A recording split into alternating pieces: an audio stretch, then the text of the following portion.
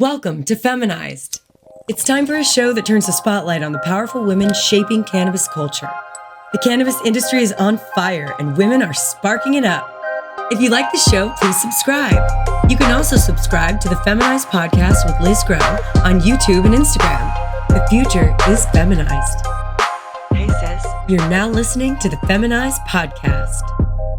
Without further ado, I am so thrilled to introduce to you my next guest. She is the co-founder and CEO of DoubleBlind magazine, Shelby Hartman. Welcome to Feminized, Shelby. Thank you for having me.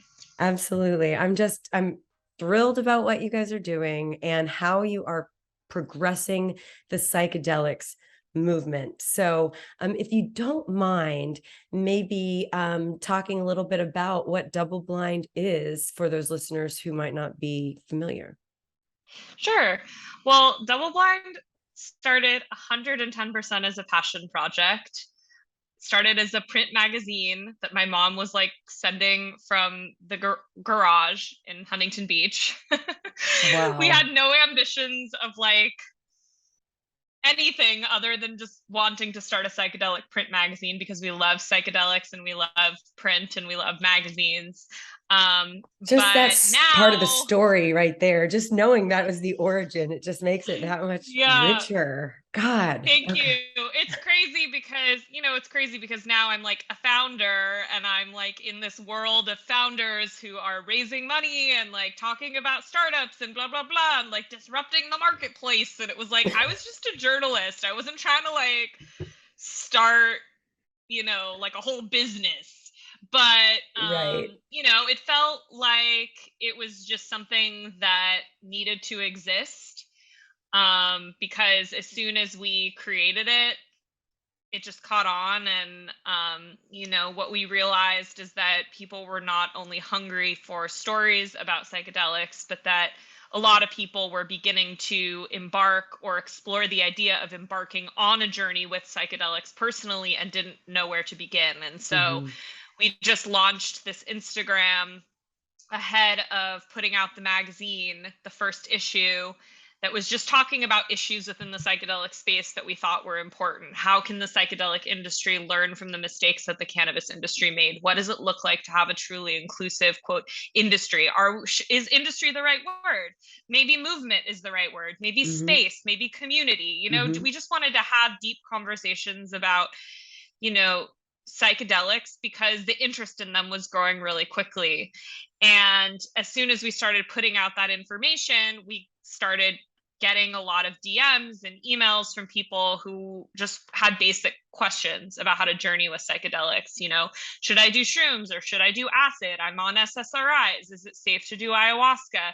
I'm a mom. I have postpartum depression. I want a microdose. I don't know if it's safe because I'm breastfeeding. Just so many questions. Yeah. And we realized as a result of our reporting on psychedelics, as a result of just writing about this topic for Rolling Stone and Vice and all the other media outlets, that we had a roster of sources at the leading universities, therapists, et cetera, who were equipped to answer these questions for people. And so that sort of birthed the second arm of DoubleBlind, which is our education arm. So we still do journalism and we still have our print magazine and it's our baby and it's at the heart of what we do. And it comes out twice a year, but we also have classes and webinars and workshops and, all kinds of things. We're like the one-stop shop for people who want to trip and who want to learn about what's happening in the psychedelic space. Oh, I love it. Yeah, it's education. It's first and foremost education. So it doesn't feel, I guess, for the many people who still, have a stigma around, plant medicine and shrooms and, especially here in Texas where I'm from, they want something that looks credible to learn from. The information is out there, but unfortunately those sources aren't so inviting to that group on the outside who's just like, I believe the plants are calling them, and the mushrooms are calling them and they're just wanting to know more. And now there's a, documentary on Netflix about it. It's like, okay, where can I get more information about it, but without feeling like I'm getting some, alternative source. That's just how, Right. you know what I mean? It's I mean, clean and beautiful that's looking. exactly it. It's so tricky because you have like the research that's been done into psychedelics. So if you have a background in clinical research or you're in the medical community in some way, you can go onto PubMed and you can like search for studies, Hmm. but a lot of those are gated. And even if they're not, if you don't have a background, you don't necessarily know like how to look for, what's rigorous, what's not rigorous, Yeah. and how big is the sample size? Like we see all the time in the media, science says, like study says, what Yes. study? What study? Who funded the study? It's the study, okay? The study. That's The like, what? study says. Yeah, yeah. Wow. Well, I noticed that. I love that about the website. Before you get into the meat and potatoes of any piece, it's boom, right then and there. Like, we are real journalists who do rigorous reporting and research, and click here for more information. So you're just like, I love that. You're just like right out of the gate, like, first of all, here's the study. I mean, so kudos to you guys. I mean, what Thank made you. you decide to do that? To start Double Blind? No, no. Well, I mean, no, not to start DoubleBlind, but to, just be out of the gate, just be so, I guess, open about the fact that you are real journalists. And I know you're a real Mm, journalist. Just doing a little background. I mean, my God, you have your master's from Columbia in long yeah. form journalism. Like, what? Like, how Yeah. many I mean, people are out there like you? that's sweet. Not a lot. Well, there's a lot of Columbia journalism grads, but there aren't that many who are writing about psychedelics, as far as I'm aware. They. Um, and there's some amazing Columbia grads doing cannabis reporting. There's two that started something called Cannabis Wire, but Mm. yeah, as far as I'm aware, no other Columbia grads really deeply covering psychedelics the way we are. But if I'm wrong, hit me up and you can write for Double Blind. Um, Nice. yeah, no, I mean, yeah, I went to, all I've ever cared about is journalism professionally. Mm. I was working in journalism before I graduated from college. So I got my first job assistant producing at CBS News in Washington D.C. when I was 20. So I'm only 32, but like I've been at it for a minute, Yeah. and I I'm just passionate about it. And I'm also really passionate about what has happened to the journalism industry and how, reporters aren't given the time and space that they need to do their work properly. And Mm. so it was just always, it's just kind of integral to our philosophy that Yeah. we're not gonna publish stuff that isn't fact checked or that isn't written by people who we trust. We're just not. Mm. Hmm. So you feel like you're creating the kind of culture that you wanted when you were kind of coming up as a journalist and learning? Um, what do you mean by that? Can Well, I you? mean, as the co-founder of DoubleBlind magazine, you've got, journalists on staff, and you work with partners, and, you're the boss, you and Oh, Madison are the boss. I mean, that's what it is. It says so on your card, right? And you do all the things. The boss does all the things, but you're creating culture, I think, hmm. and that's just a big, you're making a big impact there within, the organization. So are you creating the culture that you wanted, or? Yeah, I mean it's very, very tricky. I mean, part of the reason why I always thought that I would want to start a magazine of my own someday, and my best friend David Good, who's the graphic designer and creative director of Double Blind, who does Mm. all of our graphics and our brand identity and stuff, we talked about wanting to start a magazine together when we were like, he was a freshman and I was a sophomore in college, so it's been a long time coming. And I think that you know I as I got out into the world and I got my first job at CBS and I worked in many different kinds of newsrooms, I was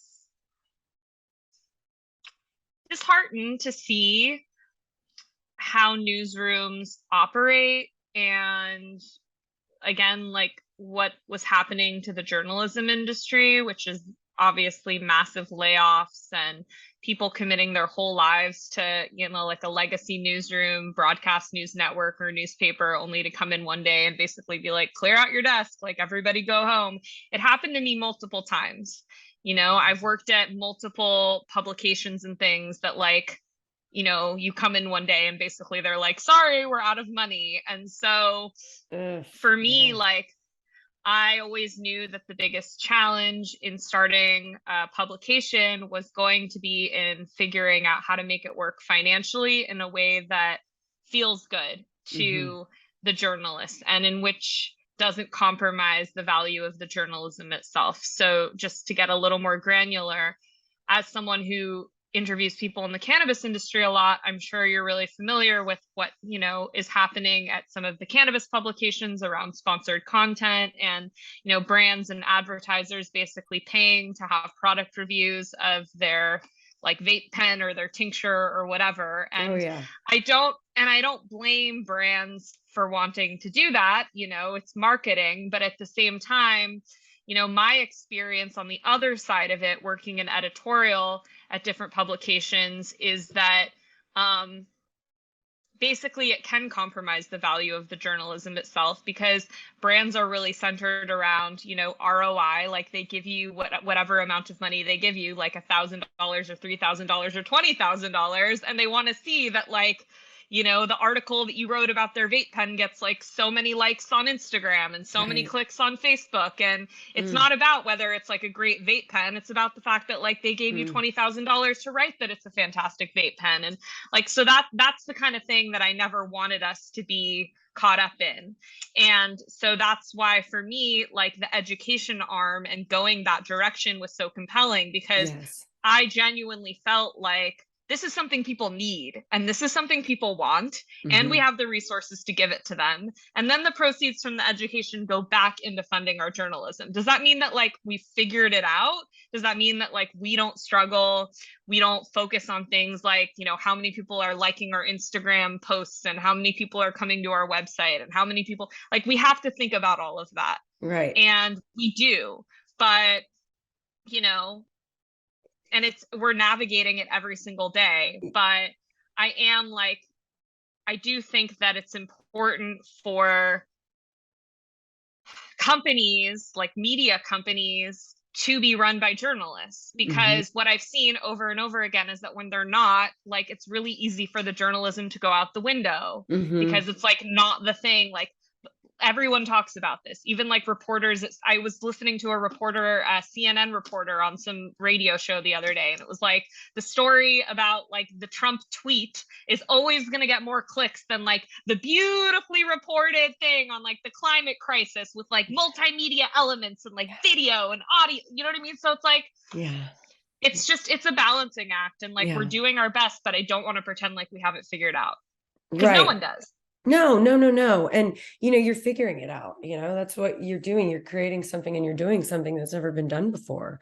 So, you're writing the playbook. But what feels right about that is the fact that the education, as you said, is funding the journalism, and journalism fundamentally is about education and finding new knowledge. And I don't want anybody to pay for me to research. I want, my community to support my research so that I can serve my community with that research, versus serve the, corporation, with the deepest pockets. And I get that too, working in media, and we'll have a production company. We work with clients and make content for them. And we're not always the person, most of the time we're not in front of the camera. So that's good. But, even when you're behind the camera, that's who's paying the bills. So you Mm, just, it's great. I think it's fucking awesome what you're doing. So how thanks. are the courses going? You have 3, right? They're good. No, we have more than 3. I don't Oh, know how many we have at this point. I would have to count. Maybe like 6. We have whoa. we have a beginner's mushroom growing course. We have which comes with live support from mycologists, so that's cool. We have a Really Discord cool. with, like, again, I should know all these numbers off the top of my head. We have like 5 mycologists. including Dr. Kay Mandrake and Virginia Hayes, who are kind of like the authors of the definitive mushroom growing Bible, who support Yes. our students in the Discord channel. And then we have an intermediate mushroom growing course for folks who want to take their skills to the next level and bulk out their grows. We have a microdosing course. We have a course on trip sitting, which is how to hold space for people. Yeah. Something that our courses, do we have any other courses? Oh, we have a course for large dose psychedelic experiences, and we're currently working on a course on psychedelics and maternity, which is going to come out before the end of the year. So I'm really, really excited about that one. Wow. God, this is so cool. So who do you get to teach your courses? And I assume they're online. Are they, pre-recorded? How does it work? Yeah, I People mean, like me. we're kind of following a masterclass model. Okay. So some of our courses come with live support, like the mushroom growing course. You get a Discord, and there's mycologists, Mhm. and they live in there, and they look at pictures of your grow, and my Mm. bag's contaminated, and what did I do wrong? But most of them are pre-recorded videos with downloadable PDFs, so you can like Mm. sign up whenever. You can work through them at your own pace. If you have questions, you can email us. Nice. Yeah, and they're really driven by what people say they want from us. Uh-huh. And so if we are publishing about something, like, for example, every time we publish anything about maternity or menstruation or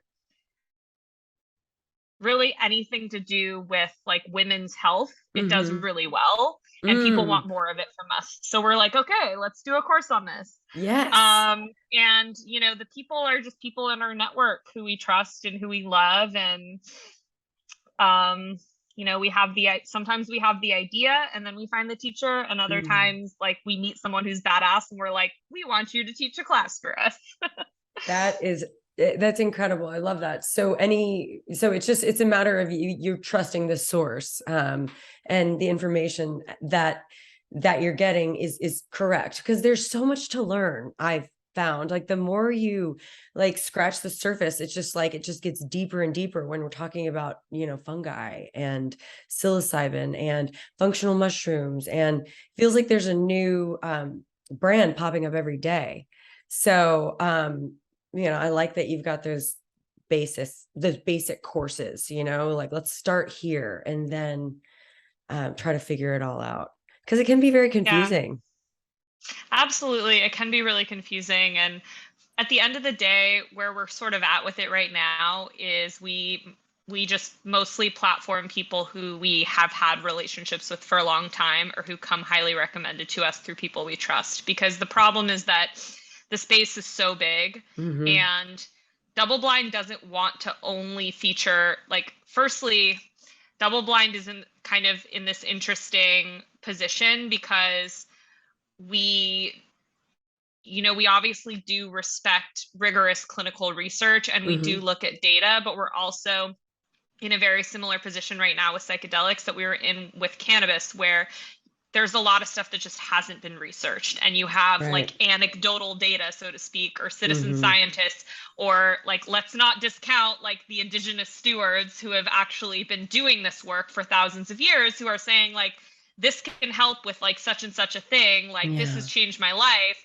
But then you don't have the clinical research necessarily backing it up. You also have a situation like you do in every industry, where you could have someone from like Harvard with like a lot of fancy letters behind their name, like PhD, MD, blah, blah, blah, blah, blah, who's like not really that great at teaching. And then you Right. have someone, a facilitator, who like went to the Amazon, for example, and trained with the Shipibo and did like a year-long dieta in the jungle, and is an herbalist, and has been doing underground work with people and helping them navigate psychedelic states of consciousness for 10 plus years. And Mm.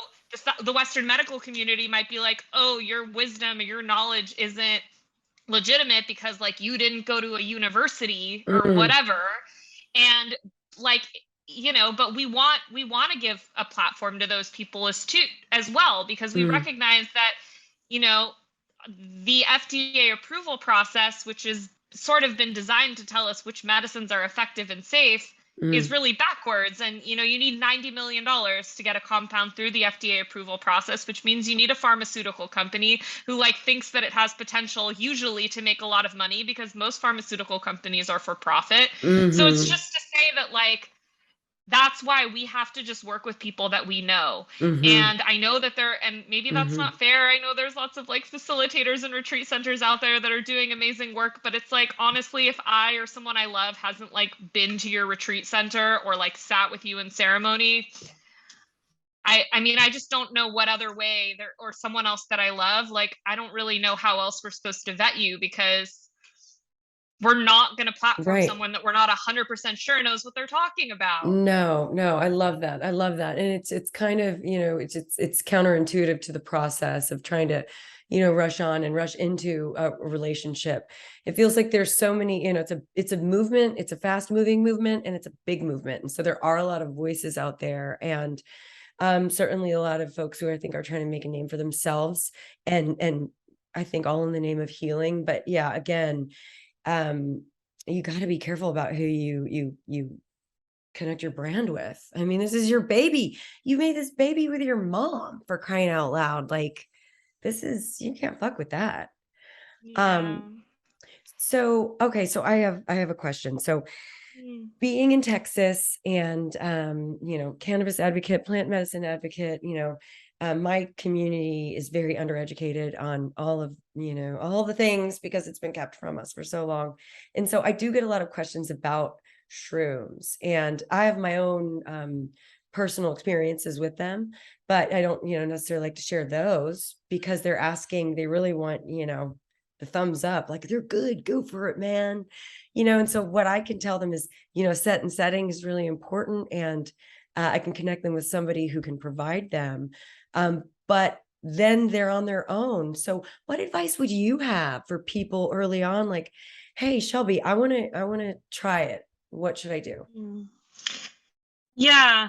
I mean, I have to give the disclaimer, not a doctor, not a therapist, not a shaman, journalist. Um, that being said, I do Me talk to a lot of neither. experts. I'm That not being even a said, I do talk to journalist. a lot of experts for my job. And yeah, the first thing that we always like to say is that psychedelics are not going to fix all your problems overnight, and they're not for everybody.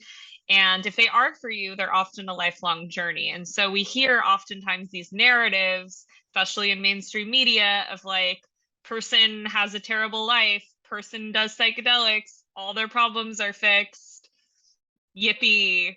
Not Yeah. saying that that doesn't, not saying that people don't have deeply transformative experiences on psychedelics that help them get out of toxic relationships or dependency on substances or whatever it may be, but it's really not that simple. So I think the first piece of advice I always have for people is understand that if you want to get the most you can out of a psychedelic experience, that it's important to, sorry to say it, I know no one wants to hear this, but do your homework.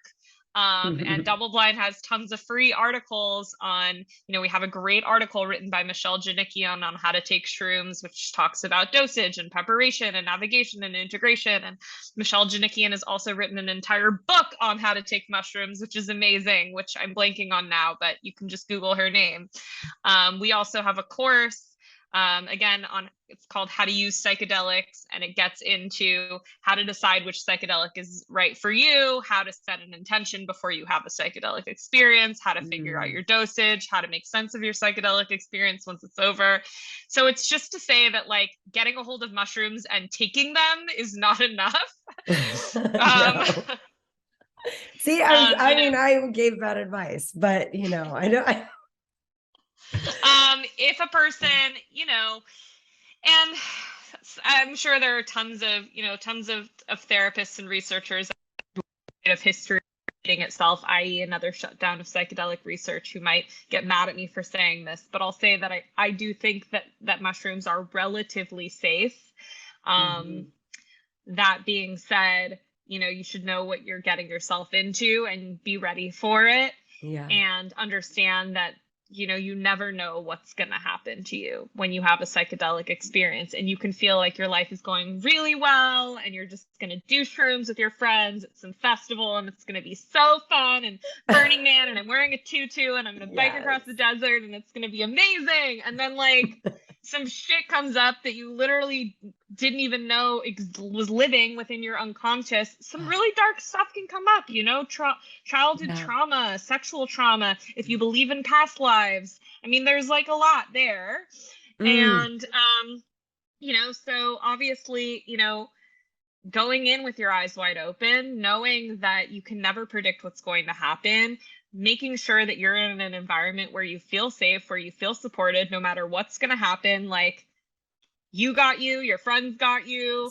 You know, yeah. don't trip at like a party with a bunch of people you don't know. Don't trip while you're drinking alcohol. Don't trip like with someone who you're like have a weird dynamic with.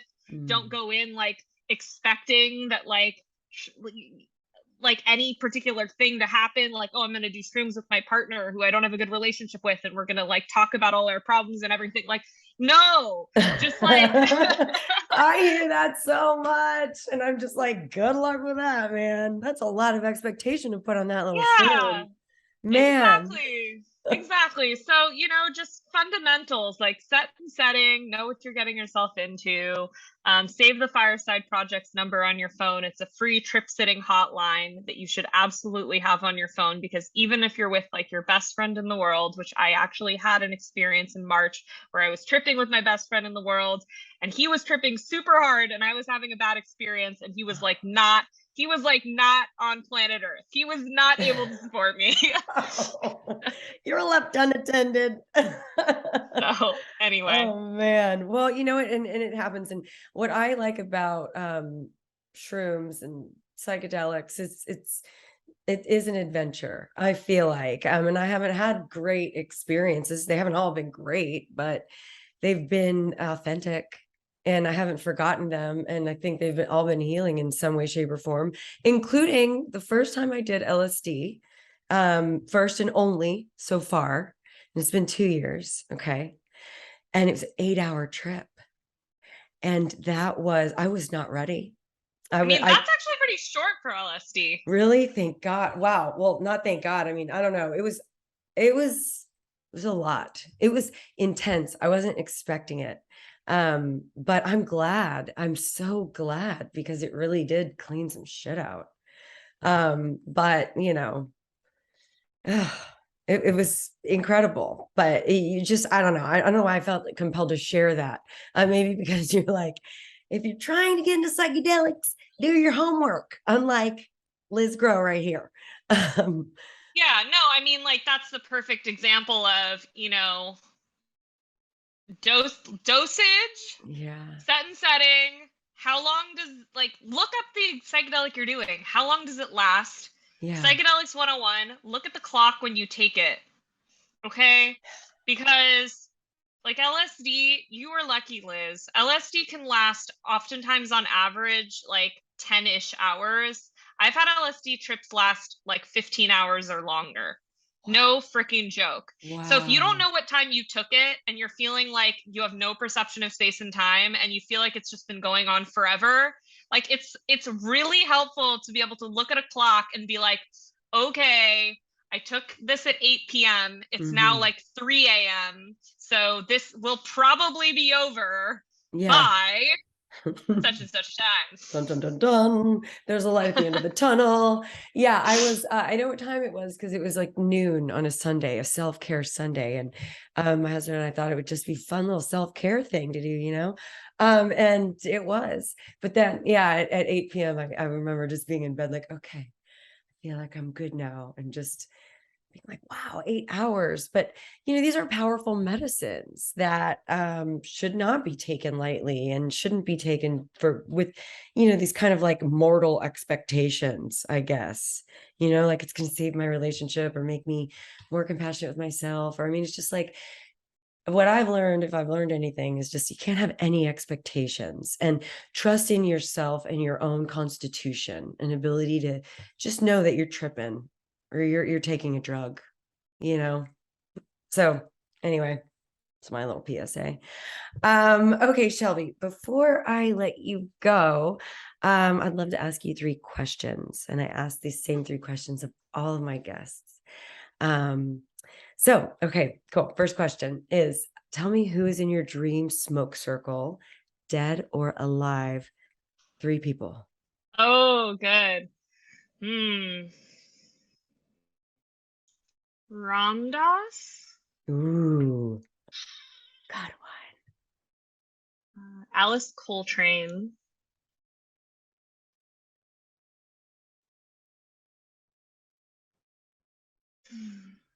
Oh gosh, only 3 people? I know. Ramdas, Alice Coltrane, and maybe I want to say like maybe Nietzsche, Mm-hmm. the philosopher. Yeah.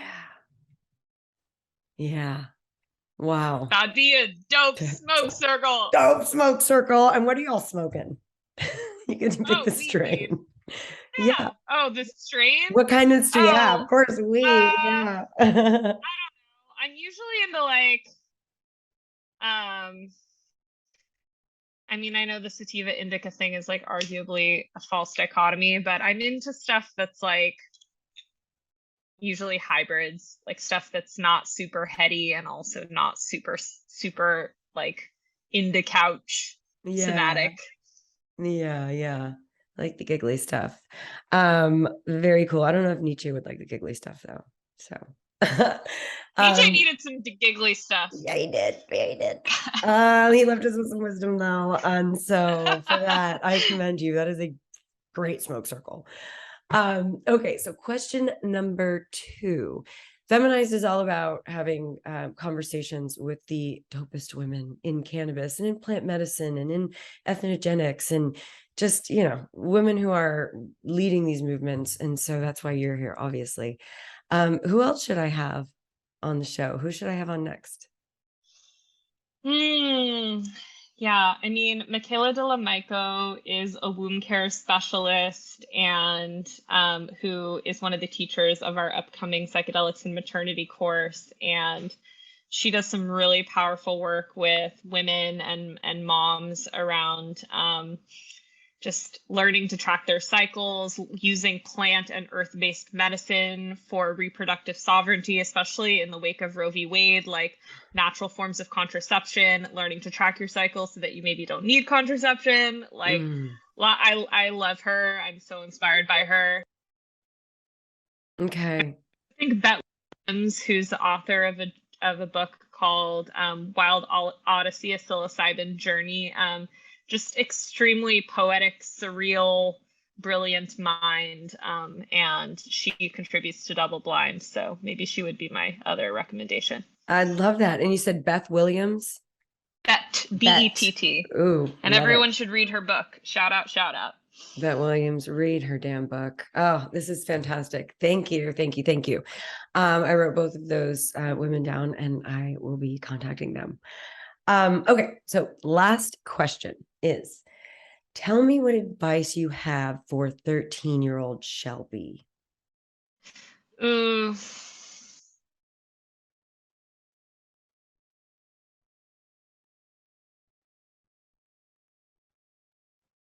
I think I would have just told her that she was really powerful and capable because, 13 is such a hard age for women, coming Yeah. into your sexuality, Mm-hmm.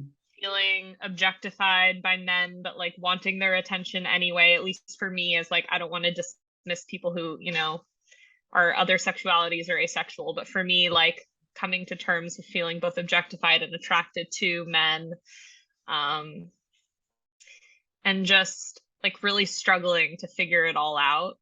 And I Mm-hmm. think just having some foresight, knowing like you will meet so many wonderful people, you will do such great work, you will experience so much love, you will play so much music.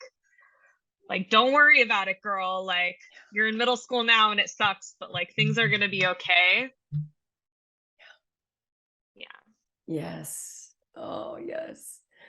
I feel that. Oh, I feel that. And I love this question so much because I feel like we can send that energy in some way back, to like retroactively heal just by talking about it and thinking about it. And I think sharing that, because that's certainly one thing all women have in common. It's that 13 sucked. And Yeah, 13 was terrible. let's send some love to 13, man. Oh. But we made it, and here we are. So how can people find you? Hmm. Um, well, my Instagram is at Shelby Annehart. I've always been very anti-social media and haven't really posted on my personal accounts, but I'm trying to change that. So you can follow me there if you want. And then DoubleBlind is just on all the platforms. We're DoubleBlind Mag. It's like TikTok, Twitter, YouTube, Facebook, All of it. Instagram. If you want to support our work, you can subscribe to the magazine at doubleblindmag.com. Yes, and the merch is so great. I And the love your merch. merch. Oh my If you want some underwear that says on shrooms and having a great time, you can also buy those in our shop. They're so cute. I like the I actually like the acid shirt. That's the one I'm gonna get. That's gonna be my first one, is the acid shirt. What is it? It's just a cute little ribbon. I'd rather be on acid. Yeah. And my friend David also designed that. Yeah. It's so great with just the DoubleBlind on the back. It's just, yeah, it's everything. So any events coming up where people can find DoubleBlind or you? Yeah, actually, we don't really have. Oh no, that's not true. I don't know when this podcast is coming out, but my friend Danielle runs a really cool platform for women in cannabis and education. You might know it. It's called Highlights. Yes. And they're doing an event at a really cool space in downtown LA called Tea at Shiloh. So I'll be there on, I think it's November 15th. There's very limited tickets for that one. Otherwise, we're really just looking ahead to next year for events, because we just have like courses in the magazine and a lot of other things coming out between now and December. Yeah, good. I love that. Okay, so November 15th. That's perfect. I mean, this episode will be out next week. So yeah, I'm excited, Cool. excited about that. And I have one last question for you. I need to know where I can get a Yarsa Goomba hookup. Okay. Yarsa, oh my God, LOL. You're not allowed to buy Yarsa Goomba. It's endangered or at risk. Yarsa Goomba is a natural, for those of you who don't know, we just published a piece on it's called a caterpillar fungus, and it's a natural Viagra, a fungi, and it's currently the most expensive fungi in the world because apparently people really want to get it up without Viagra. It's a great article. It's so good. But it's also like, where can I get this stuff? Why can't we grow it? Yeah, that's a good question, man. Why can't we just grow it? Yeah, I don't know. Nature will show us the way. I'm sure some, mycologist will find out. But I am so grateful for you, Shelby, the work that you do. And thanks for coming on and chatting. Let's do this again. Okay. Yeah, thank you for having me. It was fun. Yeah, thanks so much. And I'll let you know when the episode is out. And until then, just keep killing it, sister. If you'd like more, subscribe to the Feminized podcast on YouTube. Follow at Feminized with Liz Grow on Instagram. Special thanks to our sponsors, Moose Labs and Richard's Rainwater. The Feminized podcast is a Grow House Media production, created by Liz Grow, produced by Patrick Pope and Tanis Ray, with original theme music and audio mixing by Q at Q to King Productions in New Braunfels, Texas.